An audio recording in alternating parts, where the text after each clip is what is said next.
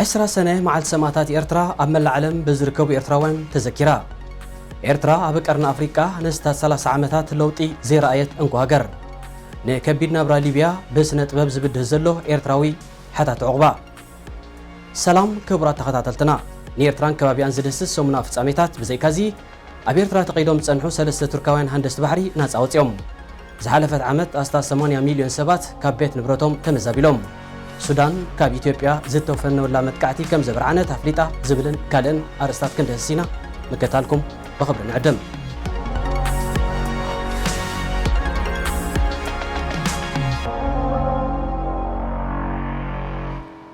10 سنة مع السماتات إيرترا أما العالم بزركوب إيرتراوان تذكرا إيرتراوان ودبات من كسقاسات تتابق سبع مسلات نابريد إيرانا أبسلد وملقتات سماتات إيرترا أب عامت حانت معلت تراي زي كونه زي قدف واحد راك سابس تكبر مع التاو مبسعنا نحدث الأوان مقانو أزخاخيرهم رئيس سماتات بوحدة سلطان زحازو تجاوي كمزلو زقلت أتوم إيرتراوان أزرق زي كون كساب زخون كالسوم كحيلو مقانوم كال آتيوم 10 سنة تغطاتا لمجزاتات نملايا بستخايد برتا وقالسي زودقو سماتات راي زي كونو قدلي قدم مجمارون دحرنا سنتن زتوفي جغانو النذكر الله كومدما أبز تفلالي قدا قدن محيرون تأثيرهم عدميهم زخفلو زلو النذكر الله علتون مقانا بز تفلالي وقنات مزخاخري كاريبو أبب بينو هاقرات عالم مترنافات فتير زلو بايتوتات يأكل بوغانو أبزم محلالفو ملغتي حزبي إرترا حدر سماتات نمتكبر إرترا ديمقراسياوتن بسرعة حقي تم حدرن مقبارا مسرتاو مقانو بمئمان كاب كل أوان العلي حجي يأكل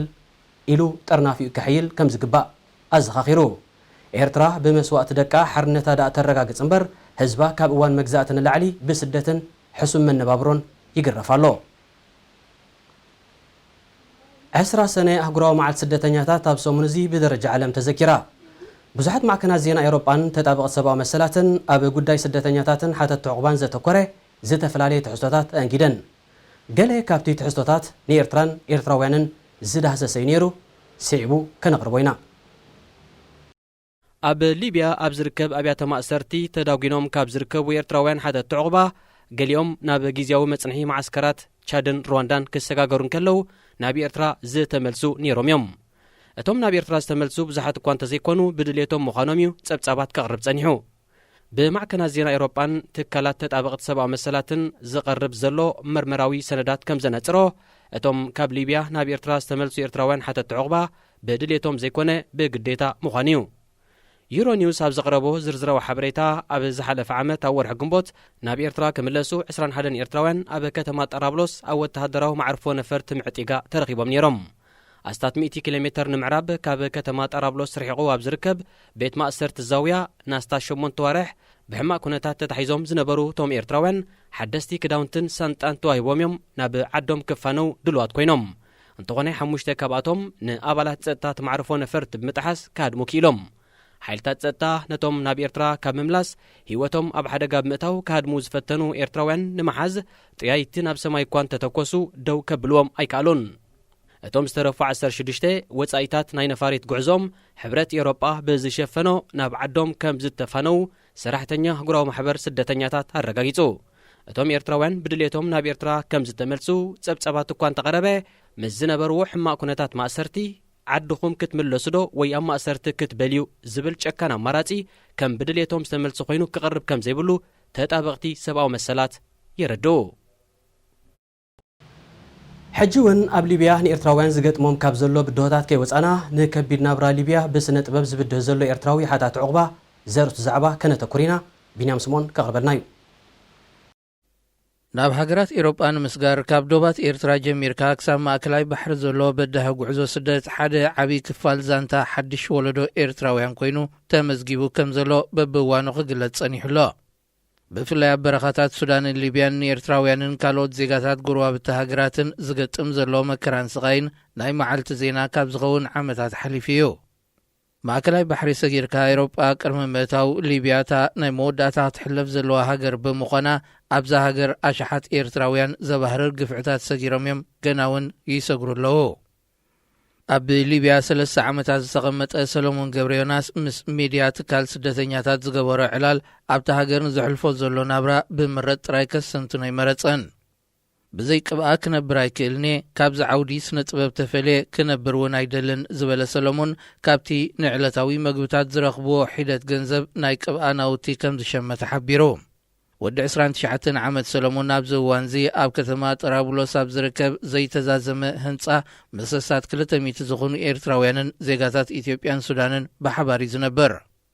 ሰሎሞን ወላዲቱ ወርቃ ሸይጣ ዝለኣኸትሉ ኣሳት $5,500 ከፊሉ ብጃልባ ናብ ኤሮጳ ንምስጋር ፈቲንዮ።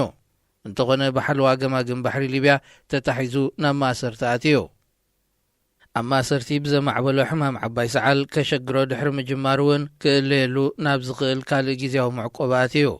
ኣብዚ እዋን እዚ ጥዕንኡ ተማሒሹ ኣብ ዝነብረሉ ዘሎ ህንፃ ከተማ ጥራብሎስ ዝበዝሐ ጊዜኡ ብቕብኣ ይሕልፍ ኣሎ። ኣብዚ ዓለምና ኣተኩረኣ ኣብ ለበዳ ኮሮና ቫይረስ ኮይኑሉ ዘሎ እዋን ሰሎሞን ናብ ቅብኣ ከም ዘድሃበ ድሕሪ ምግላጽ መብዛሕትኡ ፍርያቱ ንእምነቱ ዘንጸባረቕ ምዃኑ ብርዮ። ኣብ እምነትን ስነ ጥበብን ኩሉ ግዜ ተስፋ ኣሎ ብምባል ድማ ንዝበለጸ መጻኤ ማዕዱ።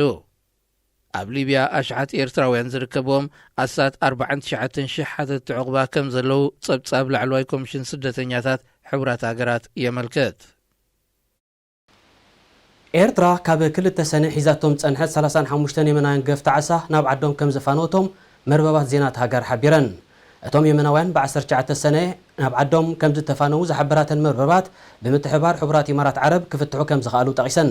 እንተኾነ ብሓለዋ ገማግም ባሕሪ የመን ከም ዝተታሕዙ ዝተገልጹ 8 ኣባላት ሓይሊ ባሕሪ ኤርትራ ብዛዕባ ምፍትሖም ንጹር ሓበሬታ ኣይተረኽበን።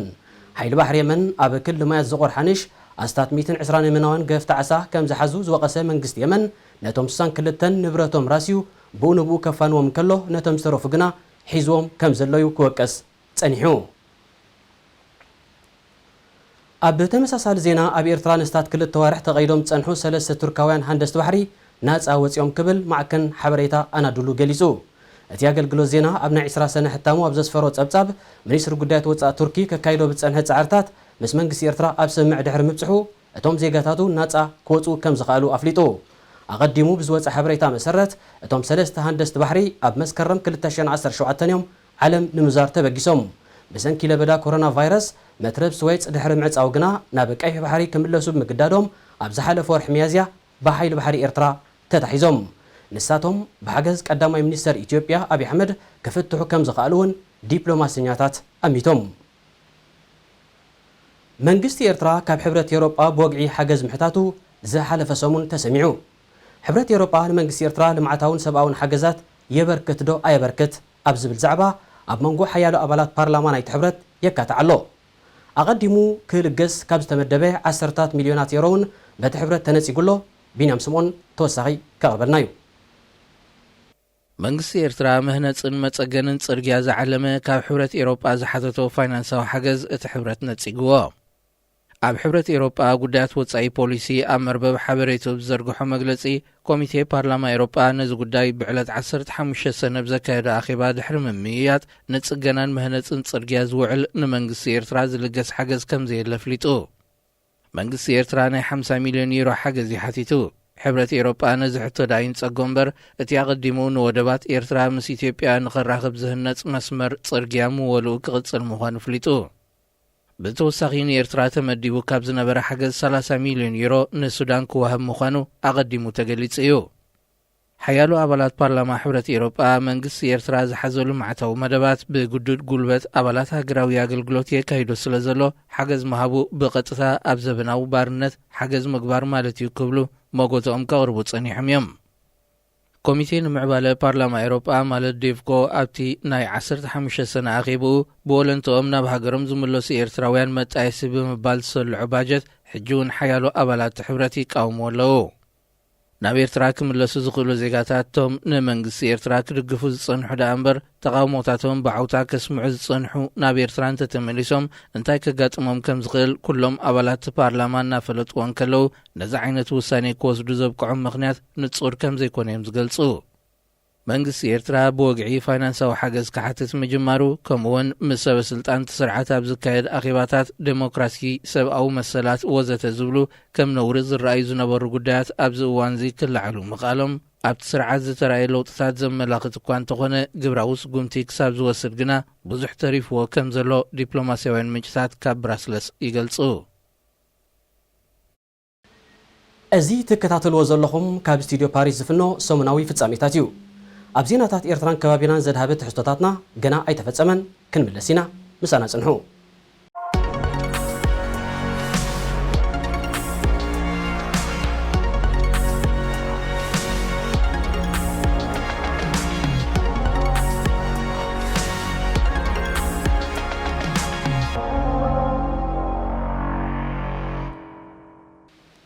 ሰራዊት ሱዳን ኣብ ዶባት ዓስኪሩ ካብ ዝርከብ ሰራዊት ኢትዮጵያ ዝተፈነወሉ መጥቃዕቲ ከም ዘምከነ ኣፍሊጡ።